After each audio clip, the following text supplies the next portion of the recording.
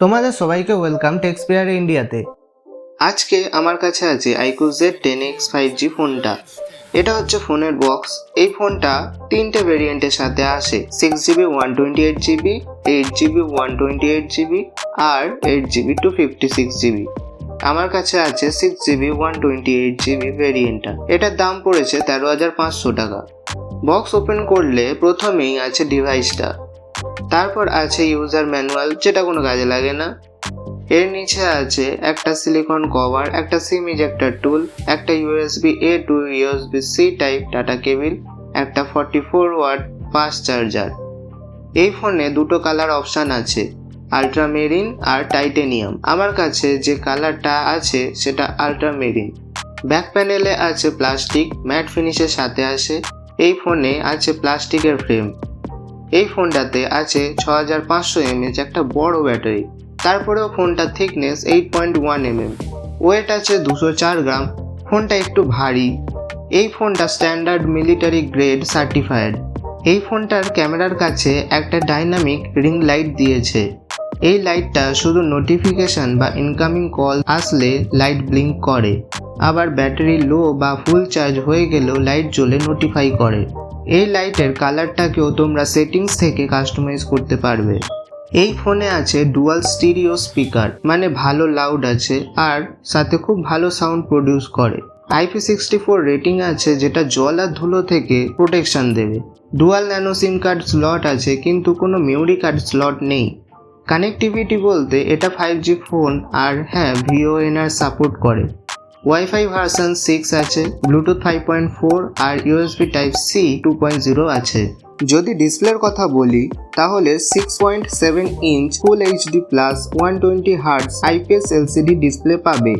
8 bit colour grading এর সাথে আসে। পিক ব্রাইটনেস 1050 nits আছে। ডিসপ্লেটা TUV Rhineland I protection certified. TUV Rhineland এরা একটা সংস্থা যারা সেফটি নিয়ে টেস্টিং করে সার্টিফাই করে। তোমরা অনেকেই জানো একটা ডিসপ্লের ব্লু লাইটের জন্য আমাদের চোখে অনেক রকম প্রবলেম হয়, তো এই সংস্থা সার্টিফাইড করেছে যে এই ডিসপ্লের ব্লু লাইট আমাদের চোখের জন্য অনেক কম ক্ষতিকর। অলওয়েজ অন ডিসপ্লে আছে, কিন্তু IPS LCD ডিসপ্লে হওয়ার কারণে এটা সব সময় জ্বলে না। ভিডিওতে HDR প্লেব্যাক সাপোর্ট করে। ডিসপ্লে গ্লাস প্রোটেকশন কি আছে সেটা কোম্পানি মেনশন করেনি।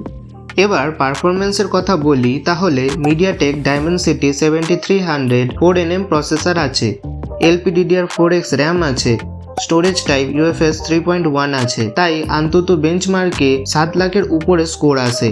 এটা গেমিং ফোন নয়, তবে তোমরা নর্মাল গেমিং করতে পারবে। সেন্সার মোটামুটি সব ধরনেরই আছে, side mounted fingerprint sensor, accelerometer, gyroscope, proximity sensor, compass, IR blaster.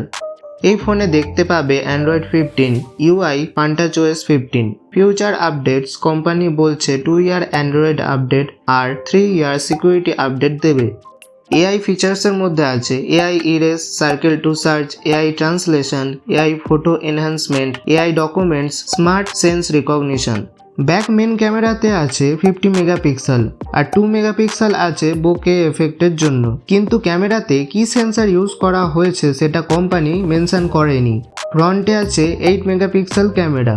কিছু ব্যাক মেন ক্যামেরা থেকে তোলা পিকচার স্যাম্পল তোমরা দেখতে পাচ্ছ। 14,000 টাকার মধ্যে পিকচার কোয়ালিটি মোটামুটি ভালো। এই ফোনে তোমরা 720p 60fps, 1080p 30fps আর ম্যাক্সিমাম 4K 30fps পর্যন্ত ভিডিও রেকর্ড করতে পারবে। তোমাদের এই স্মার্টফোনটা কেমন লাগলো আর এই ফোনটা নিয়ে তোমাদের কি মতামত সেটা কমেন্ট করে জানিও। তোমাদের যদি ভিডিওটা ভালো লাগে তাহলে লাইক করো, শেয়ার করো আর হ্যাঁ, সাবস্ক্রাইবটাও করে দিও। দেখা হবে পরের ভিডিওতে। সবাই ভালো থেকো, সুস্থ থেকো।